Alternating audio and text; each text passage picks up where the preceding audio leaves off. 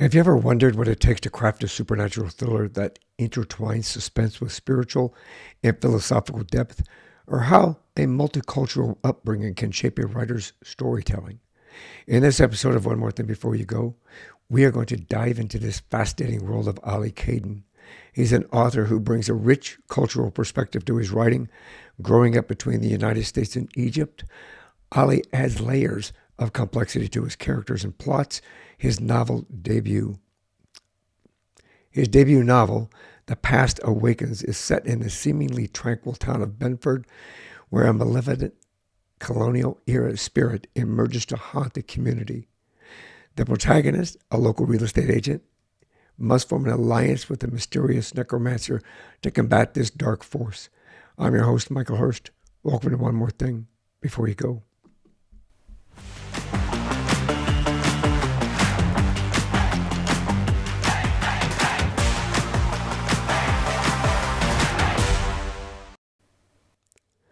Ali writes outside the box, combining international characters with esoteric themes in his fiction.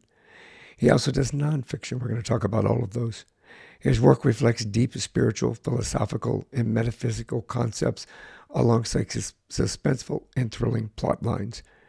In addition to his fiction, he is passionate about discussing the intersection of science, religion, and spirituality, which features in his latest nonfiction book. When he's not writing, Ali manages a real estate business in Boston and is an avid boxing enthusiast. Welcome to the show, Ali. Thank you, Michael. Thank you so much for having me on. What an interesting journey in your writing career. It's a journey for sure. And when I set on this journey, I didn't know where I was going or which direction I would be taking. You know, my father was a writer, so I grew up in a newsroom, and I grew up with the sound of typewriters. As you can see, a little gray in my hair. Back in the old days when before computers, and fond memories of him typing and typing and typing and coming up and pulling this paper out and smelling the ink and seeing what was created from his mind. It fascinated me to no end. Um, what had you always wanted to be an author? Or what? Let's start at the beginning. Where'd you grow up? I was born in New York City. My family is Egyptian and they moved to New York in the early 80s. My father had an employment opportunity. And I lived there for the first 12 years of my life, and we're sort of the reverse immigration story where my dad and mom wanted to go back to Egypt, and so I went back when I was 12 and continued growing up there. But I wanted to be a writer since I was a kid in New York. You know, 5 or 6, I think, is when I first thought of I want to be a writer without fully understanding what that meant. Did you go to university? I did. I went to Seattle University, creative writing undergrad. So you went for writing. Other than I know that you've written quite a few books. We're going to talk about some of them while we're on here. Um, did you? Where did you go when you got out of college? Did you take a job as a writer, or did something else shape your life at that time before you got into writing supernatural thrillers? No, you know, it's funny, but coming from an Eastern family, it's very common for us, for families to tell their kids they could be anything that they want in the world as long as it's a banker or a lawyer or a doctor or an engineer, and we have very practical mindsets when it comes to work and making money, and so that sort of mentality got into me when I was graduating college. And so I went into finance. I had used my electives to have a minor in business, and I went into finance and stayed in that industry for um, over 15 years. And writing became a hobby that fell to the wayside. And I really only picked that up during COVID, so quite recent in the recent past. From that point, what inspired you to write supernatural thrillers? I mean, obviously, you know, if from this podcast, I talk a lot about the metaphysical and supernatural, paranormal environments and worlds, and and so forth. So I have a fascination with that inherently within myself. So what inspired you to write supernatural thrillers? Well, the first two books I wrote were nonfiction, and one was related to my profession, real estate profession. The other was a fitness book, and I realized that I was being cowardly and that I wanted to write fiction, but just was escaping into nonfiction because it was more practical. Mm. And so when I said I'm gonna write a novel, uh, I read up on self-publishing and sort of what the trends are right now, and genre fiction does the best. You know, it's either romance or it's thriller or it's suspense, and paranormal was doing well. And I had grown up reading Stephen King and Dean Koontz, and I'd always loved those types of stories. And so I said, all right, I'm going to write a paranormal thriller, you know, with some horror elements. And I remember when I was a teenager, I had an experience or an encounter that was paranormal in nature. And so I had that in my mind as a starting point, or just, you know, something that I could rely on in personal experience to fictionalize. But I also read Stephen King's book on writing, which is his book about, you know, his author process before starting. And he talks about writing situationally, sort of just picking a moment in time, a situation, and then expanding outwards from there. That seemed like a very cool experiment, and that's how I wrote my first paranormal thriller. It was, I'm going to use this memory of my paranormal encounter and then fictionalize that and then see where it ends up. And that's really an interesting approach. I think that, we all at some point in our time have had, at least I feel this, we've all had a paranormal or supernatural experience. And, sometimes our innate nature pushes that down deep inside or tells us from whatever cultural or religious background we come from that, we're not supposed to believe in that stuff. But obviously this influenced you into creating this world that you created in these novels that you've done. Um, did your multicultural upbringing influence any of that? In a way, being from a multicultural background and being a student of English literature, I was always reading about a culture that wasn't my own, and I loved, you know, the transcendentalists and the Yeah. romantics and a lot of British literature. Um, but culturally, they were not, you know, what my family identified with. And then when I Mm. was in college, when I was later on in my, you know, junior senior year in college, I started reading post-colonial literature from India or the subcontinent, and these were, you know, a colony of the UK and or you know, England at the time, and um, people are were getting educated in English and in Western culture. Indians, people in the subcontinent, and then writing these incredible Mm. novels that were using the mastery of the English language, but basing it in their culture of origin. And that literature spoke to me a lot. And I wrote my thesis on a famous Indian author named Rabindranath Tagore. And so I've always been interested in that, in bringing English literature into other cultures, not necessarily my own. And so that's what shows up in my book, is just a willingness to, you know, even though it's a New England ghost story, sort of, you know, a ghost story that takes Yeah. place in New England, just like a Stephen King book, the characters and their cultural influences are very international and expansive. The Past Awakens is this first book, right? Is it, and it's a series of books. Is that correct? It's a three-book series. 3 book series, and are the other two completed? Yes. So you have all three of them. The protagonist in the Past Awakens, do they stay consistent through those three? She does, yes. There's two, well, two lead characters, and they stay consistent. Through Yes. the whole thing. It's interesting. We talk about spiritual and philosophical aspects of even the supernatural, the paranormal. Um, as a writer, an individual, putting this together and creating this in your mind, I've always found it fascinating. As I told you earlier before we started, watching my father create stories and write, and he was in the middle. He was both a journalist as well as a novel writer, and watching the difference between writing out the news, which we'll talk about this in a second with your fiction and your nonfiction, but watching the difference between him writing the news and then writing in his novel, I saw two different personas emerge from him from that perspective. How do you balance that? Do you like writing one more than the other? That's a good question. For me, all the writing is related. So the nonfiction book was about metaphysical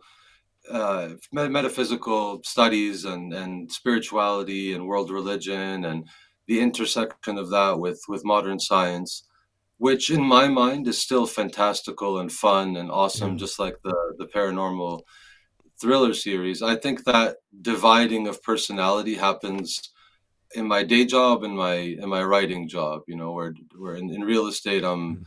a little bit more eh, um, pragmatic and a little bit more logical, and then when I'm writing, being a little bit more artistic and trying to connect with the higher mind, Makes sense. if something like that. Yeah, that makes sense. That makes sense. How do you balance the spiritual philosophical aspect of your novels?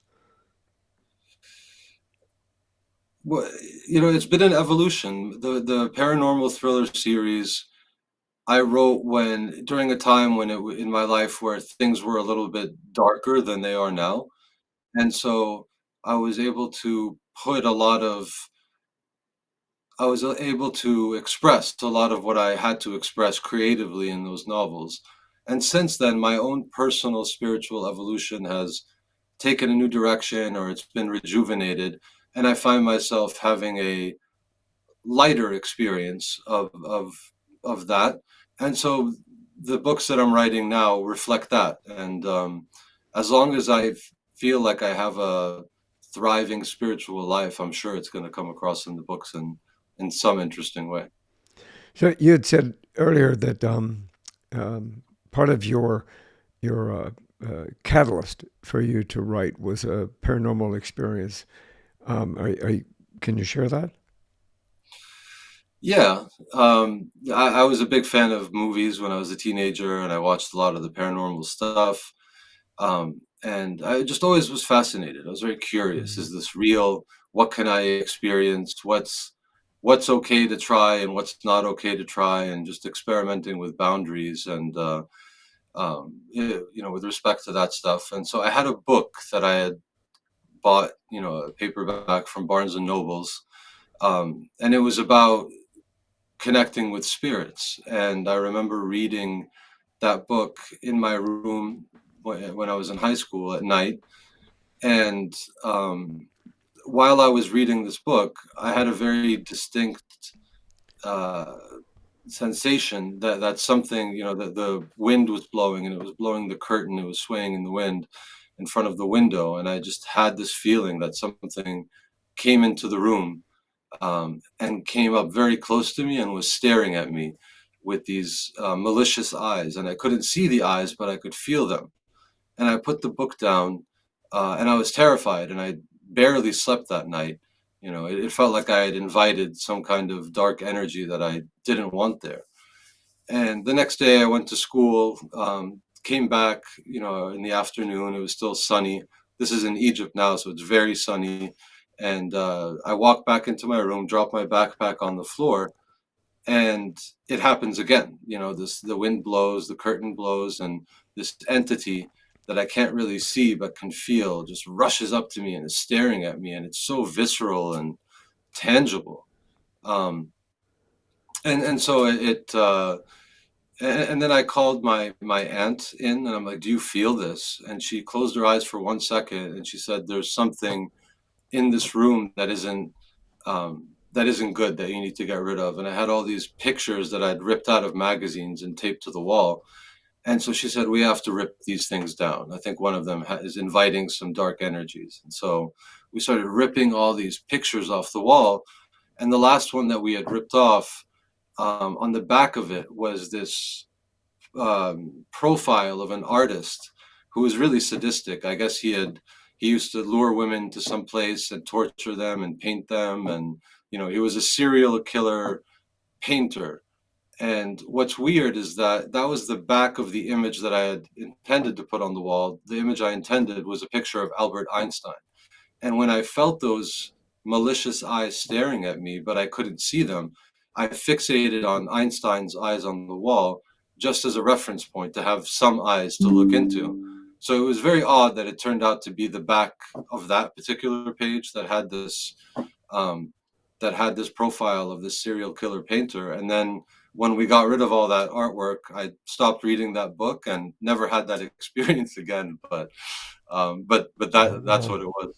That's pretty crazy how it Yeah. works like that. That's pretty amazing, actually, to be able to take that and then turn it into what you're doing. And being able to kind of uh, take hints and tips and learn from Stephen King, like the guru involved in all of this. How do you research for something for your book? Did you do research for this particular novel?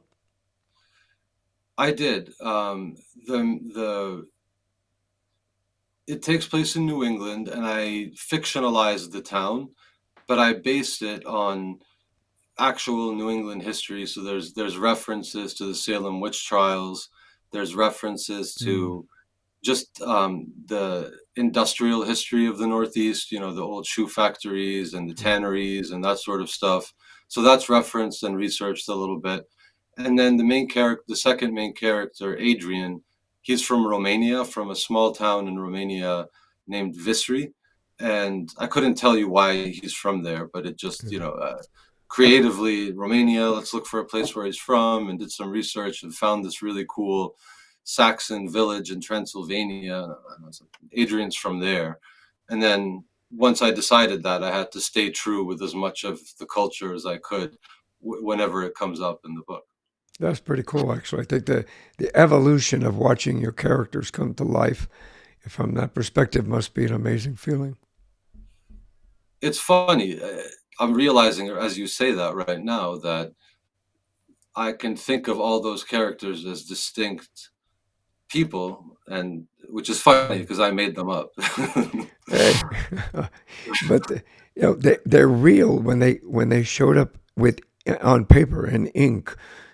From your mind to on the page, it made them real, and the people that embrace them as they read them and enjoy them throughout the journey of that book, that novel, obviously you've created a fantasy for them to envelope themselves in, which I think is pretty cool, actually. Does your experience in real estate influence your writing at all? I mean, look, and this is kind of maybe a weird question, but if you know my show, have you walked into any of your real estate? You don't have to give any addresses, but have you had any paranormal or supernatural experiences in showing houses? No, not at all. I've been to some houses before I worked as a real estate agent where I definitely felt a presence, but no, never happened while on the job.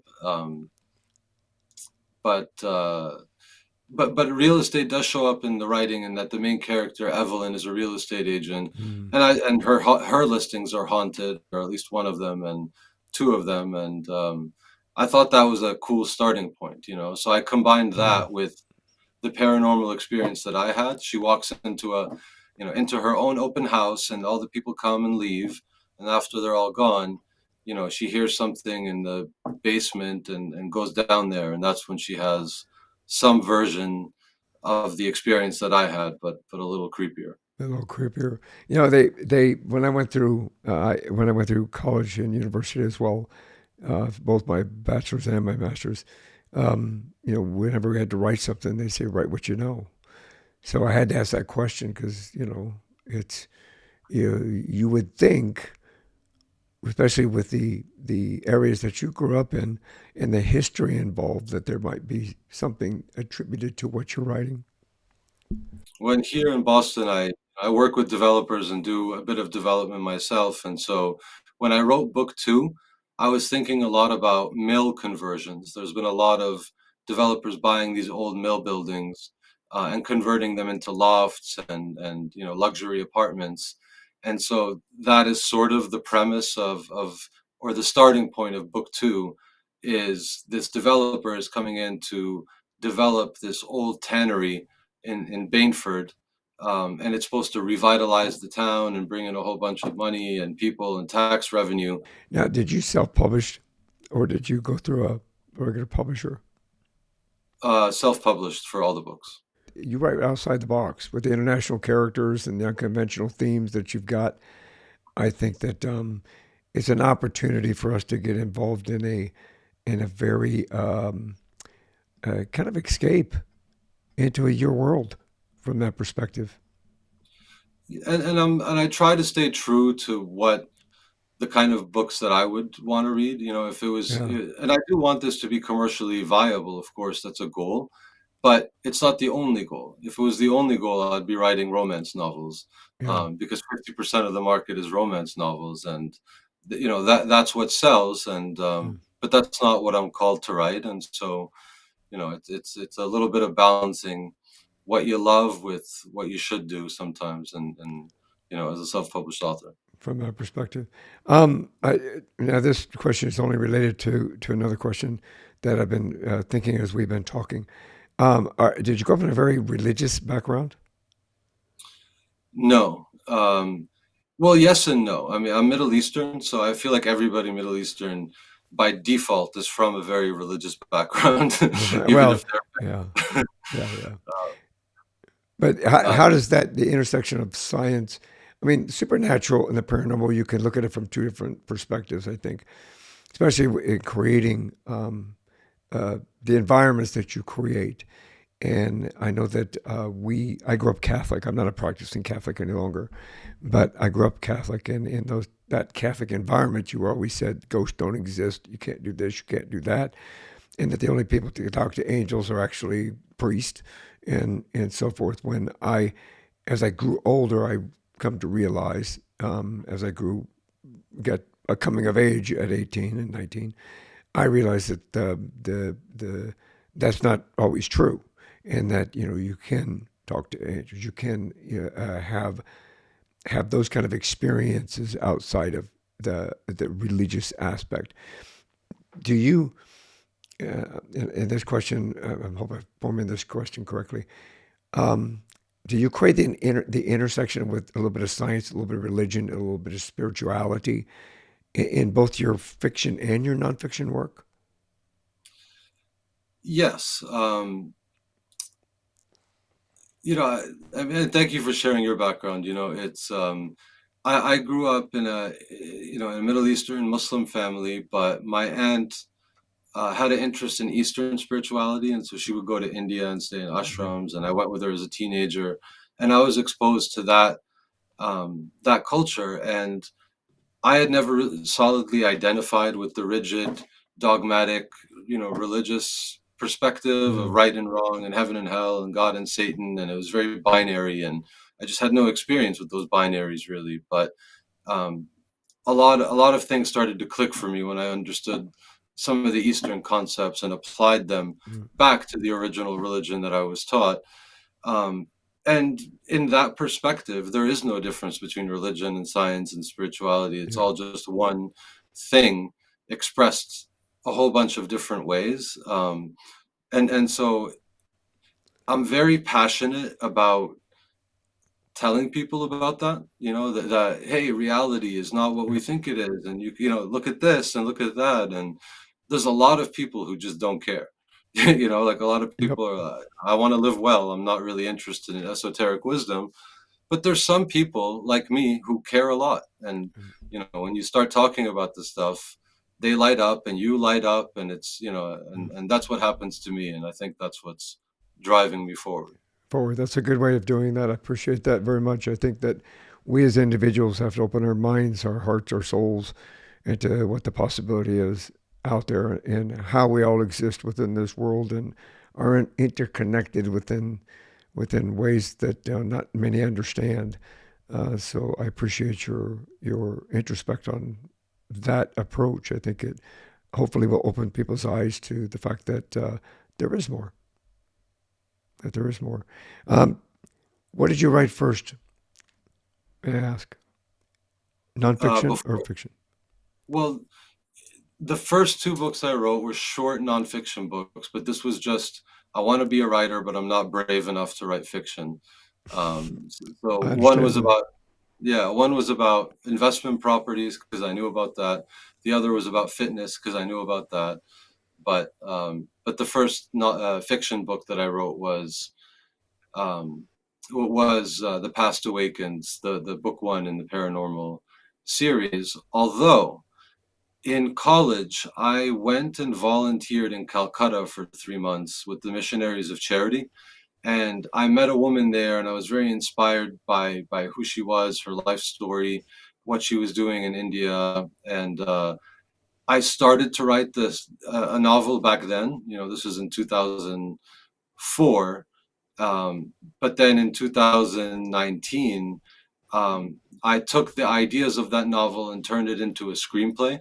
Um, and so I technically that's the first fictional thing that I really completed is a screenplay of that story, Callie on the Ropes, and I've also released that as a novel. So that's one of the books that I have uh, available on all the platforms. Which I think that you also mentioned to me right before we started. There was another book that I've got and a few slides from here that you had written Yeah, called. the my latest release is called An Eccentric Father's Guide to Everything, and on this topic of wanting to share metaphysical, esoteric wisdom, and just the truth that there's an inner dimension of experience. Not everything is analyzed externally and empirically with science, but if you go in, there's a whole universe inside that can Yeah. be explored as well. And I wanted my daughter to know that, and so the book is written to my daughter. She's 5, so it's going to be a while before she reads it. um, but that's what it is, and it talks about religion, spirituality, science, and how they all sort of interconnect. And I tell her, I'm like, listen, you have a Middle Eastern Muslim father, and most Middle Eastern Muslim fathers would just say, hey, I'm going to imprint what was taught to me on you, no questions asked. And I tell her, like, but you have kind of a weird dad who's into weird stuff, and so this is the best way that I could show you what I believe and what I practice, and how you know we're all one. It doesn't Yeah. matter what you affiliate with. Like you're still in the same spot doing the same thing. Yeah, outstanding. I think that's profound that you wrote that for your daughter, and hopefully it'll, it's a personal education. When we were talking about your aspect of the series of the novels that you have written, all three of them, in regard to creating that series, you mentioned that you had written a screenplay first.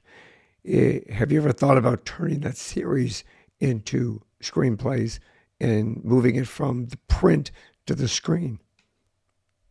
You can't I see would my love. hands moving back and forth, but they are.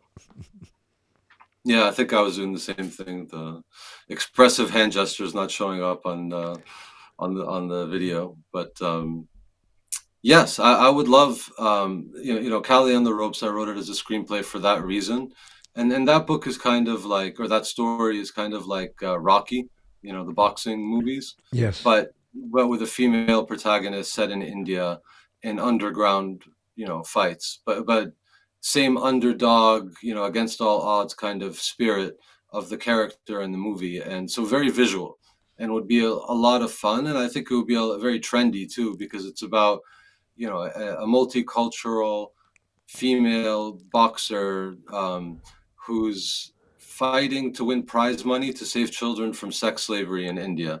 Getting sort of abducted by this brothel, and so um, I feel like and the protagonist is a recovered drug addict too. So there's a lot of contemporary themes in that book or that story that I think would play well to film. And same with the paranormal thriller series. It's just, I guess, it's up to whoever wants to make it. Did you? Why did you pick a female protagonist? Um, Yeah, the only reason I ask this is, look, I'm a very proactive individual in regard to. I have two daughters, two brilliant, intelligent, beautiful young ladies that have been taught that they are empowered to do and to be whoever they want to be, and so forth. So I respect that approach because I think that it empowers young women and young people in to to really understand that they can achieve what they need to achieve and want to achieve. Yeah, I love that. And similar sort of. I've always knew that I wanted a daughter, and when I had a daughter, I was more called to write female protagonists for sure. Hmm. I also wanted to pick something that wasn't me. You know, the easiest thing that I could write is some 40-year-old Middle Eastern guy who's doing stuff, and and I'm gonna write that too because it's right there. But I wanted to start with a bigger challenge. Can I write can I write this from this different perspective? Well, I think that's admirable. I think that we as fathers, we as sons, brothers, need to empower those around us, especially females and young ladies, in order to give them the opportunity to express themselves and to learn and know that they fit in this society in a very positive way. So from that perspective, thank you. As a father, thank you. On your journey with writing, it fascinates me.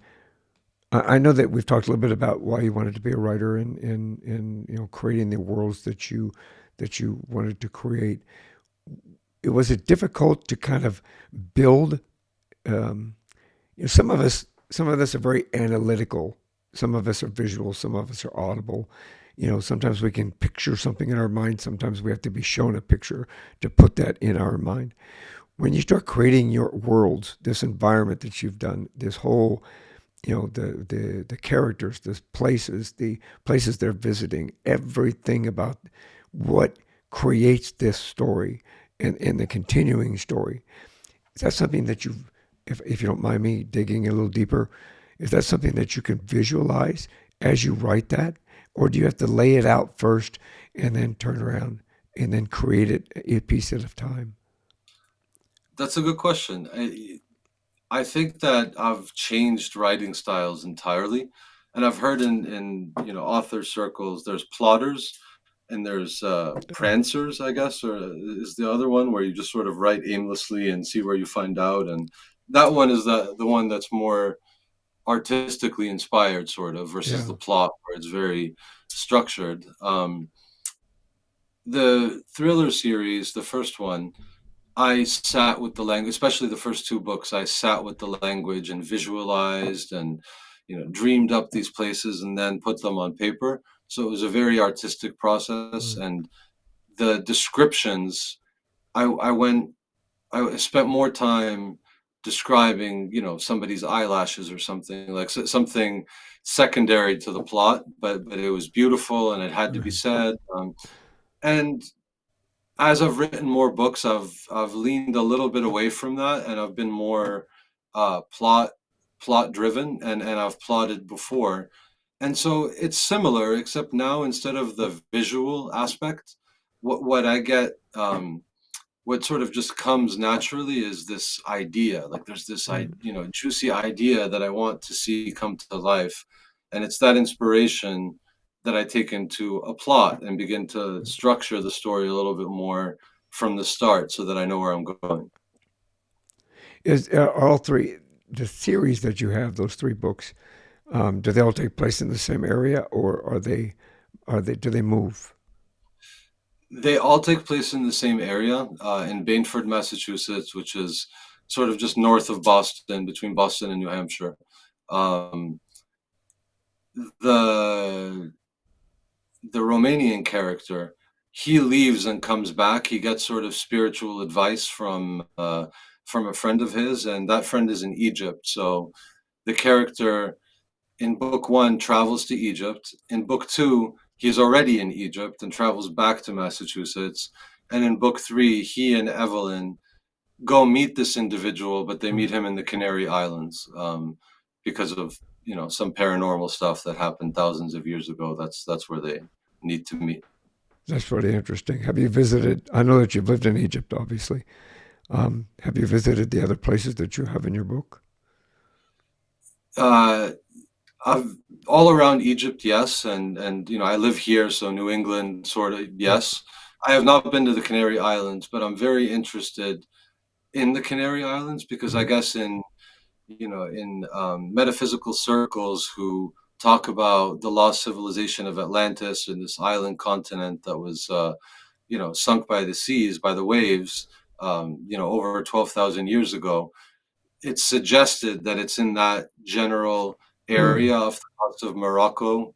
Plato said that Atlantis used to lie beyond the Straits of Gibraltar, so that part of the Atlantic Ocean is hypothesized to have been where that maybe could have been, and so that's why I picked Canary From Islands because I there. was trying to link it to something very ancient.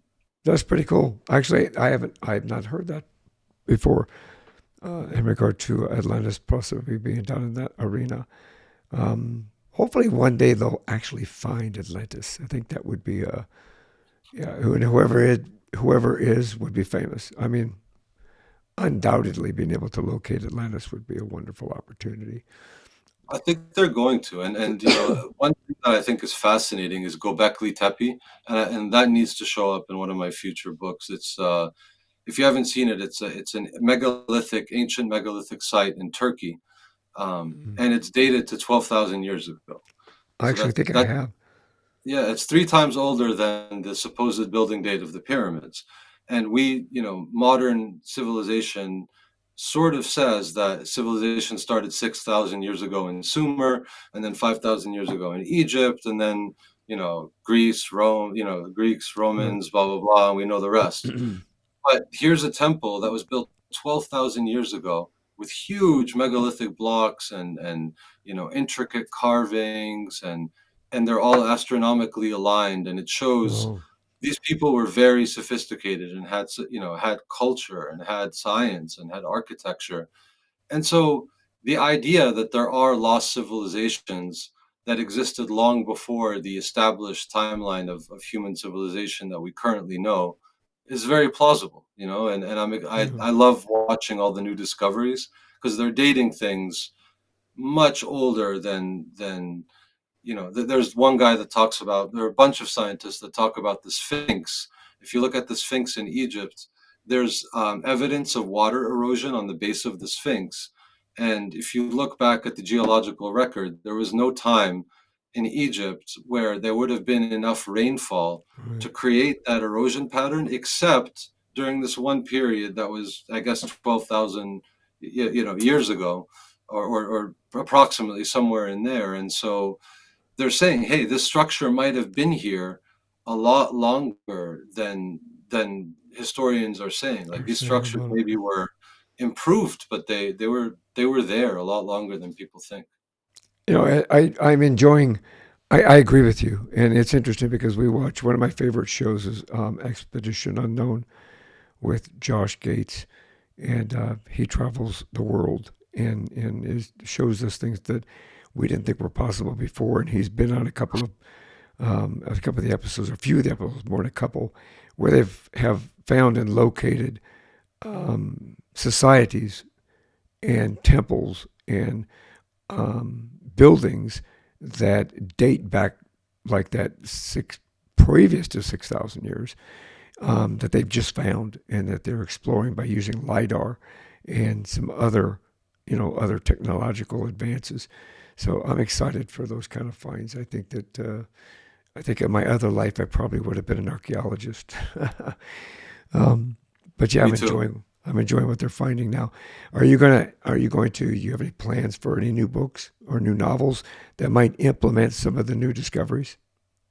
Yes, that's the plan actually. Is I also wish, might have been an archaeologist in a different life, but so the new series has a Middle Eastern character named Emir Zain, so I am picking a character that's a little bit closer to home. And because I want to be able to write a little bit faster and be more plot driven. So the first book I have that's coming out soon is his origin story as a teenager, but the next one, which should be book one in the new series, he's he's communing with a guru sort of telepathically in a certain part of the book, and that so it plays up spirituality, and that experience that sort of changes his life trajectory, puts him on a path where he starts to investigate some of these ancient sites, and I want that site, Göbekli Tepe in Turkey, to be one of the locations that is visited in book three of that series. Oh, sorry, book two of that series. And you're planning on 3 book series with that one as well. I'm actually planning on longer. I'm planning on keeping it open ended. They're shorter, punchier books where very much plot driven. So, less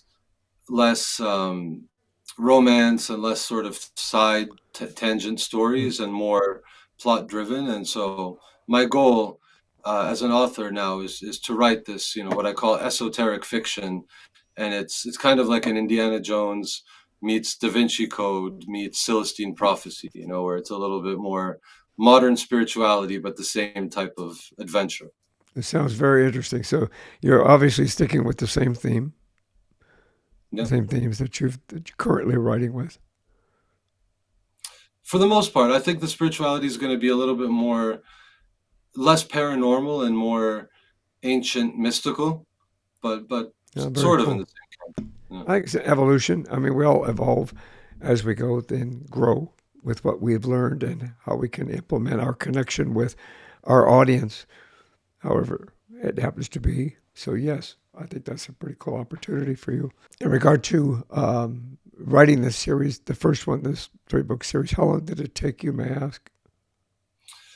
2 years, I think the Two whole years, the thing. long process. But it's all three. I mean, one at a time. You didn't do them all at once. You planned them. I'm assuming that you planned them out, one, two, and three, and then finish one, and I then wrote one and two, and then wrote another book, and then three. So I guess that's there was another book in there too. man, that's a lot of writing, brother. That's a Well, yeah, Stephen King, in his book, he says write 1,000. He's like, I just write. I mean, he's prolific, right? He has yeah. hundreds of novels. I don't know how many he has, but he just says write 1,000 words a day, and in 3 months you'll have a 90,000 page book. That's And crazy. yeah, and so when he not 90,000 word book, sorry. So um, when he said that, it normalized it. It's like, oh, this huge, telephone directory novel that I'm picturing in my mind is just 3 months of writing every day. That's not, That's pretty cool. So yeah. I'm guessing Stephen King. I know that Stephen King's your writing hero. Do you have any others that you look up to? I really love Rabindranath Tagore. He's a Bengali author, who wrote in 1948, 1947, I believe, in that time. Was very instrumental in the independence movement in India. Um, I like the Egyptian author Naguib Mahfouz. A lot of his stuff has been translated. Um, uh, yeah, and there were a lot of Indian authors in English that I really really enjoyed. But it's funny when it comes to modern literature, I don't read a whole bunch of thrillers. I'm actually not a reader in the category that I'm writing in necessarily. Um, Probably more into films when it comes to that. Watching the all the fantasy stuff that comes out, and superhero stuff I used to be into as well.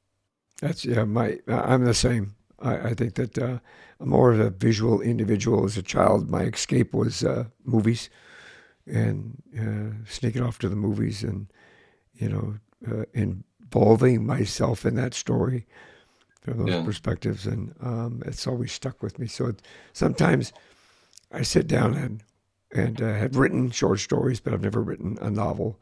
And I'm writing nonfiction books, but I'm not published yet, but I will be soon. But it's always been fascinating to me how I don't know Stephen King personally, although we did have lunch adjacent to him one day. hmm, We were visiting Aspen, Colorado, and we went into a restaurant, and at the table next to us was Stephen King, and he had 3 other people. I think they were family members with him there, and we just admired from afar. I didn't want to interrupt his his lunch, but we can always say we had lunch with Stephen King adjacent. Cool. So yeah, it was pretty slick. Um, but yeah, it's a journey in creating what you've created and creating the words that you've put onto paper, which evolve into a world that others can visualize as they read and carry them forward and bring them into the story. So I think that's a really uh, a great opportunity that you're presenting to individuals to escape into your world. So thank you for doing that. If somebody wanted to get in touch with you and find your books, like the one shown here, how can they reach you, please? I write under the pen name Ali Kaden, published on Amazon, on Barnes and Nobles, Kobo, Google Play. You could also go to my website, alikadenbooks.com, with links to everything that I'm doing. I write articles. I started a podcast with a friend. I have a bunch of links for people to explore. And I'll make sure that all that is in the show notes and an easy way to get connected with you. So that'll be just a click away, basically. Ali, thank you very much for sharing your journey with us. I really appreciate it. Your introspect, your creative process, and how you've been able to develop and present these worlds to us. I appreciate it. Well, thank you, Michael. It was awesome talking to you, and thank you for doing this and interviewing so many people and sharing all these unique perspectives with the world. I appreciate what you do. Thank you very much. You'll have to come back on when you get your next three done. We'll have to bring you back. We'll talk about those too. Hopefully, I'll be breathing better by then. You will be, yeah, for sure. Hopefully. So, anyway, I'll make sure that I have everything in the show notes for everyone so that you have an easy access to Ali's books and to everything else that he's creating, including his podcast. And this is one more thing before you go, Ali. So, is there any words of wisdom you can give to any new up and coming writers? Yeah, follow your heart. Don't if there's a desire in your heart to do something artistic, if it doesn't make sense, if it doesn't seem like it's going to make money, if you feel like somebody's going to make fun of you, but it's really just a sincere desire in your heart, trust that it will not lead you astray. It's better than the most practical advice anyone could ever give you. Brilliant words of wisdom. Brilliant words of wisdom. Again, Ali, thank you very much for joining us.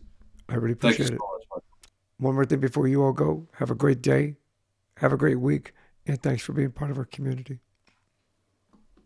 Thanks for listening to this episode of One More Thing Before You Go. Check out our website at beforeyougopodcast.com. You can find us as well as subscribe to the program and rate us on your favorite podcast listening platform.